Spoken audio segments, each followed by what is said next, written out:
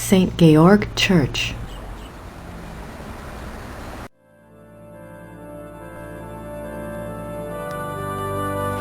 Hallo? Guten Tag.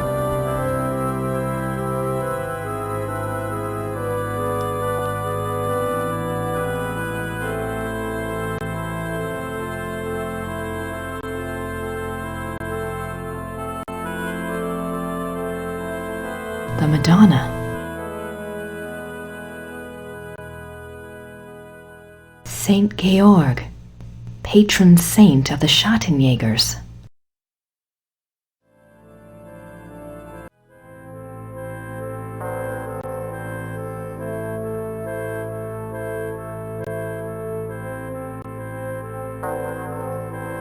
It's a silver heart.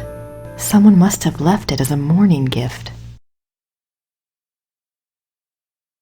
These coffins are really old, and they're all Schattenjägers.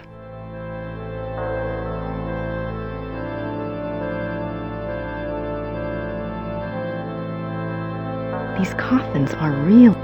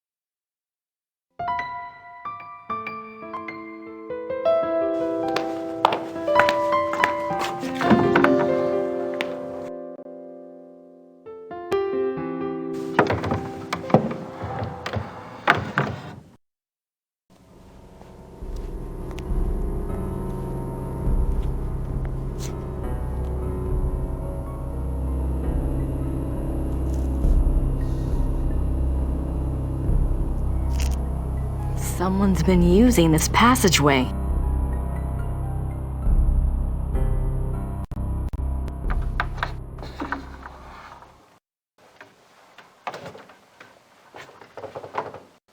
Let me guess.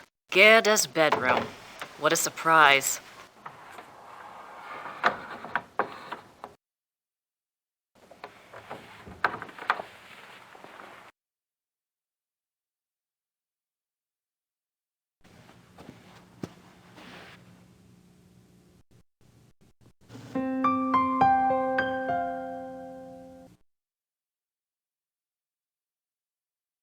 That must be Wolfgang. Something to remember him by, I guess.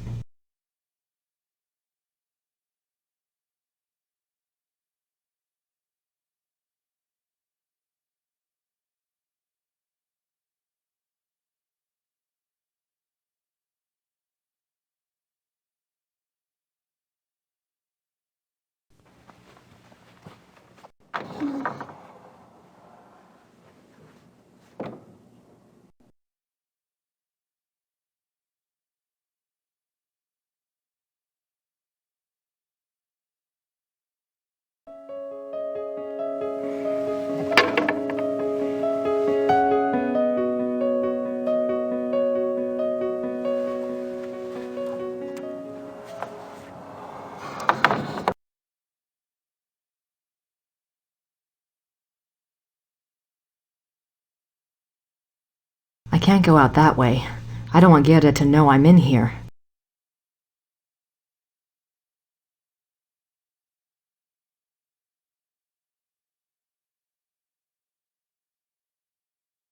I can't go out.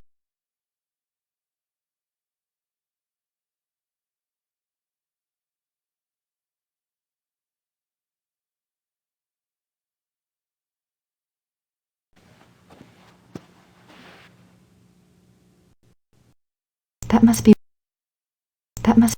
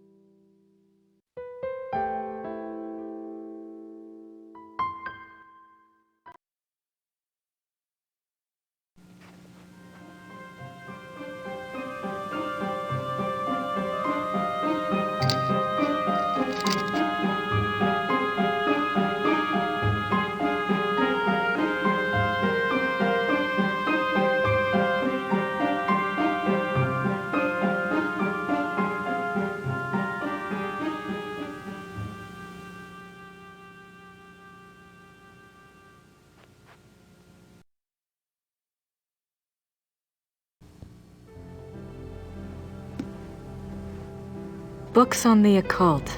Here we go. Vampires, witchcraft, ghosts, Asian spirits. Lycanthropes.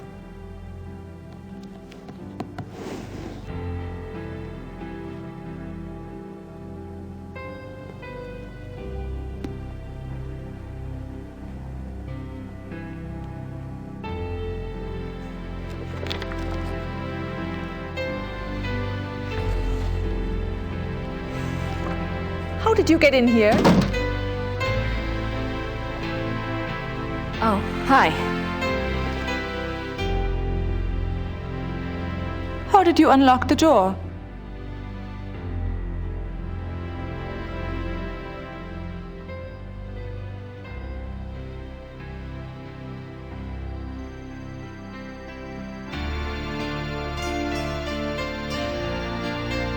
Oh, I see. All right. Look, let's just drop all the pretense, okay? Obviously, I found the passageway. I know what's been going on in this little Alpinian love nest, and really, I couldn't care less. If you want to screw around with your employer, that's none of my business. But what I won't put up with is assisting the Schottenjäger crap. I gave up school to work on this stuff because I thought it was important. I'm doing the research that Gabriel wanted, and so help me, I'm gonna be doing more than just research this time around. And I'm not gonna sit around and wait for him to call and give me permission. And if you don't like it, it's just too damn bad! Okay, fine. You do the damn research.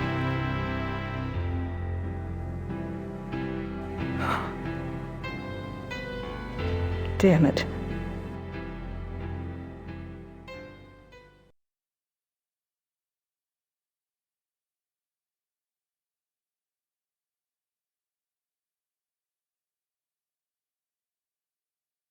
Biographies. Looks like they're mostly about Germans. Biographies. Looks like they're mostly about Germans.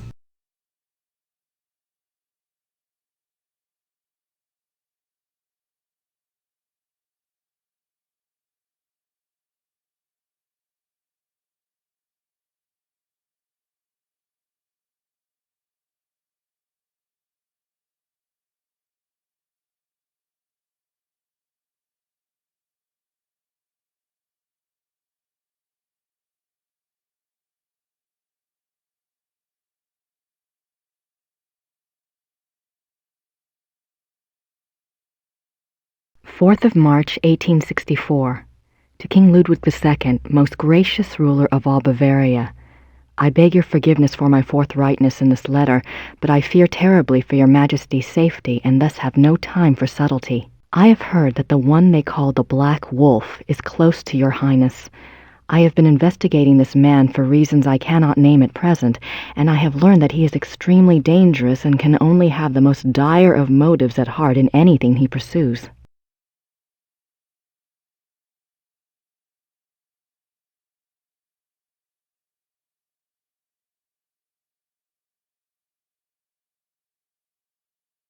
Chapter 3. Lycanthropy, the Ways of the Wolf. There are two categories of werewolf cases: false or lycanthropic disorder cases and genuine werewolf cases. Lycanthropic disorder. Lycanthropic disorder is a mental condition in which the subject, called a lycanthrope, believes that he or she is a werewolf. The subject does not actually change shape, but is nevertheless capable of being as dangerous as an actual werewolf. Most cases of supposed werewolfery are really the work of lycanthropic disorder victims, man to beast. In real werewolves, a physical change to wolf form does occur. The change can be voluntary, at will, or can be forced by certain cycles of the moon and certain sounds, such as howling. Werewolves and immortality. Werewolves are immune from aging and from most physical diseases due to the constant regeneration of their physical tissue. They can therefore be virtually immortal. However, they can be killed by any wound that destroys the heart or the brain, or any form of death that causes brain or heart damage, such as hanging or other oxygen deprivation methods. The mind of a werewolf.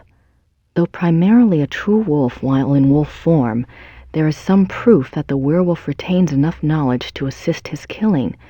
Recognition of victims, evasion of traps, and human cunning have all been seen on werewolf cases.